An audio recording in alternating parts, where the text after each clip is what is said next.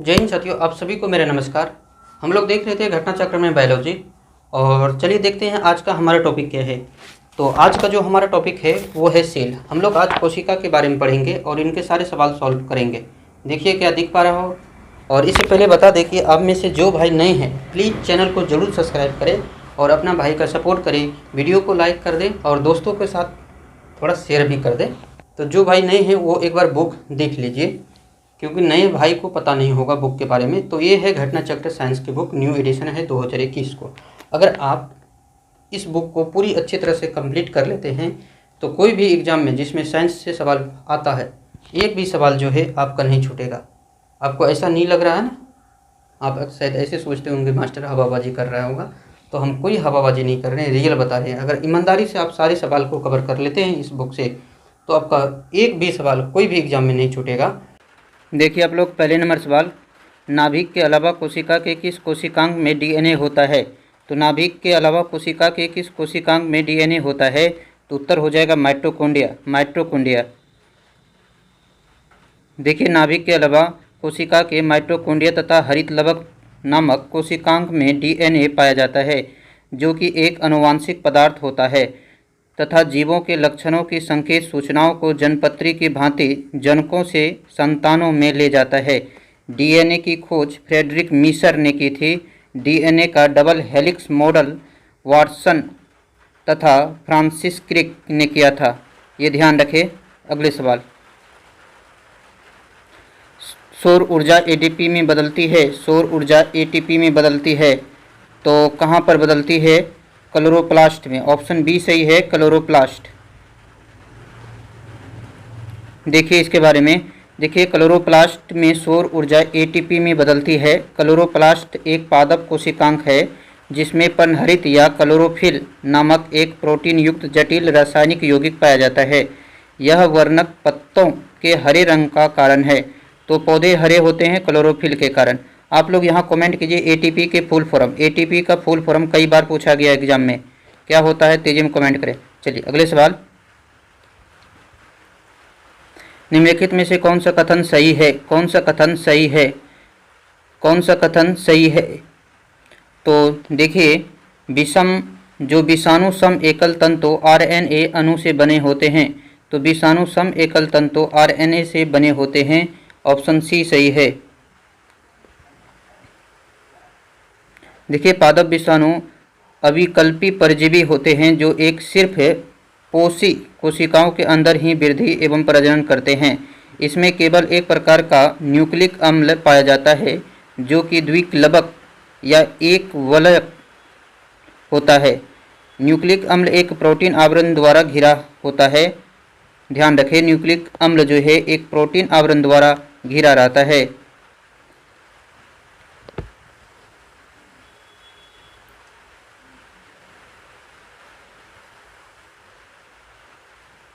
अगले सवाल, साधारण मानव में गुणसूत्र होते हैं। तो साधारण मानव में गुणसूत्रों की संख्या 46 होती है। तो मानव शरीर की कोशिकाओं में पाए जाने वाले गुणसूत्र जोड़ों की संख्या कितने हैं? तो कितने गुणसूत्र हैं? तो 23 जोड़े गुणसूत्र हैं। देखिए अगले सवाल, जीवों के अत्यधिक विविधता का कारण क्या है? जीवों में अत्यधिक विविधता का कारण क्या है? तो उत्परिवर्तन अत्यधिक विविधता का कारण है उत्परिवर्तन। वैज्ञानिकों का यह समूह, देखिए वैज्ञानिकों का वह समूह जिसने प्रकृतिवाद के सिद्धांत को आधुनिक रूप दिया है उसे नव डार्विनवाद कहते हैं।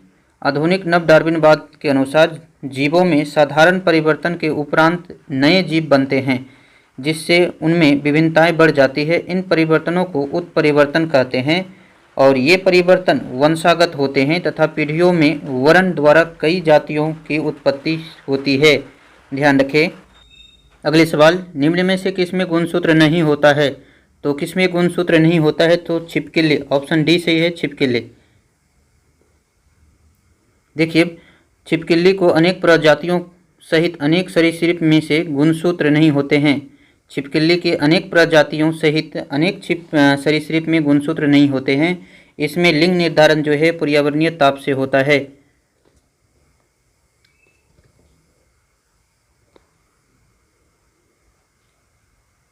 अगले सवाल, पादप कोशिका जंतु कोशिका से किस प्रकार भिन्न होती है? तो पादप कोशिका जंतु कोशिका से किस प्रकार भिन्न होती है? तो कोशिका भित्ति। कोशिका भित्ति, पादप कोशिका में कोशिका भित्ति होती है, जबकि जंतु कोशिका में कोशिका भित्ति नहीं होता है। जंतु कोशिका में कोशिका झिल्ली होता है। अगले सवाल, जंतु कोशिका में निम्न में से क्या अनुपस्थित होता है? तो जंतु कोशिका में कोशिका भित्ति नहीं होता है, तो इसमें सेलुलोज की कोशिका भित्ति, तो ये सही हो जाएगा क्योंकि ये पादप कोशिका में होता है। जंतु कोशिका में ध्यान रखें कोशिका झिल्ली होता है, भित्ति नहीं होता है। अगले सवाल, जैव कोशिका का कौन सा भाग पावर हाउस कहलाता है? जैव कोशिका का कौन सा भाग पावर हाउस कहलाता है? तो माइटोकॉन्ड्रिया। माइटोकॉन्ड्रिया को पावर हाउस कहते हैं।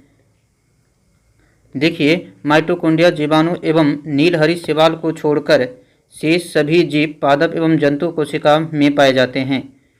श्वसन की क्रिया प्रत्येक जीवित कोशिका की कोशिका द्रव एवं माइटोकॉन्ड्रिया में संपन्न होती है। श्वसन संबंधित प्रारंभिक क्रिया कोशिका द्रव में होती है तथा शेष क्रिया माइटोकॉन्ड्रिया में होती है। चूँकि ये क्रिया अंतिम चरण में ही अधिकांश ऊर्जा उत्पन्न होती है, इसलिए माइटोकॉन्ड्रिया को कोशिका का श्वसन अंग, कोशिका का जो है श्वसनांक या पावर हाउस कहते हैं। तो इसे कोशिका का जो है पावर हाउस कहते हैं। माइटोकॉन्ड्रिया को ध्यान रखें। अगले सवाल, निम्न में से किस कोशिकांग को कोशिका का पावर हाउस कहते हैं? किस कोशिकांग को कोशिका का पावर हाउस कहते हैं? उत्तर होगा माइटोकॉन्ड्रिया। उत्तर होगा माइटोकॉन्ड्रिया।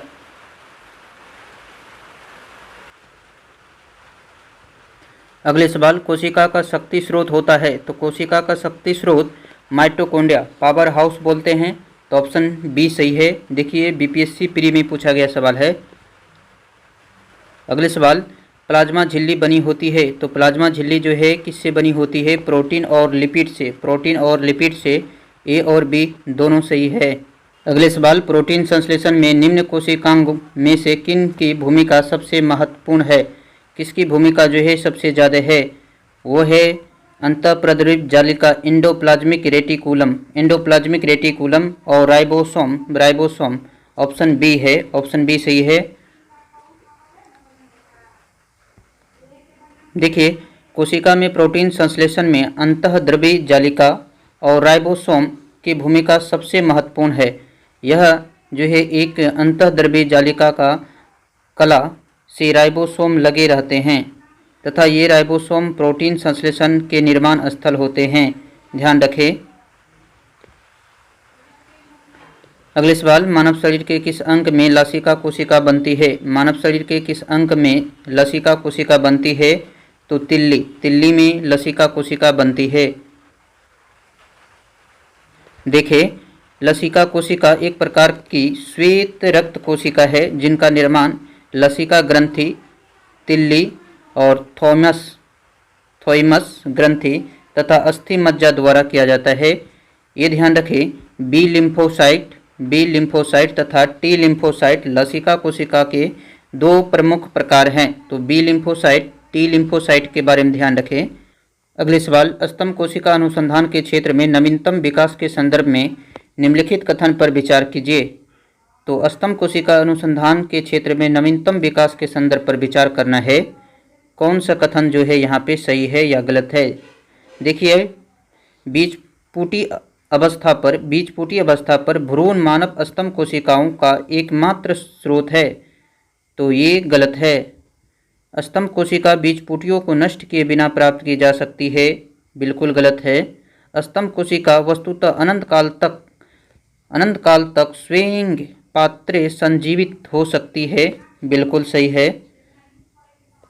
और चौथे नंबर, भारतीय अनुसंधान केंद्र ने कुछ कोशिका रेखाओं का भी सृजन किया जिन्हें कई प्रकार के ऊतकों में विकसित किया जा सकता है। तो ये सही है। 3 और 4 सही है। तो 3 और 4 जो है ऑप्शन डी है। तो डी करेंगे उत्तर। आप सभी लोग उत्तर जो है यहाँ पर डी करेंगे।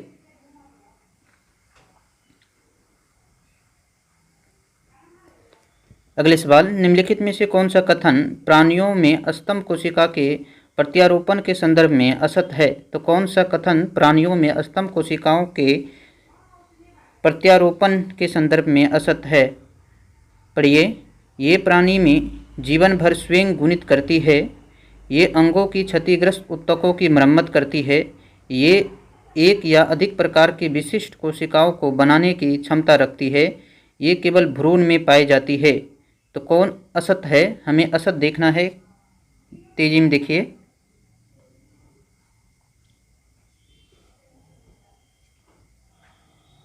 तो यहाँ पर एक केवल भ्रूण में पाई जाती है, ये बिल्कुल ही गलत है। तो ऑप्शन डी होगा उत्तर। अगले सवाल देखिए, स्तंभ कोशिका एक विभाजनशील कोशिका होती है जिसमें स्वतः विभाजन की प्रक्रिया होती है।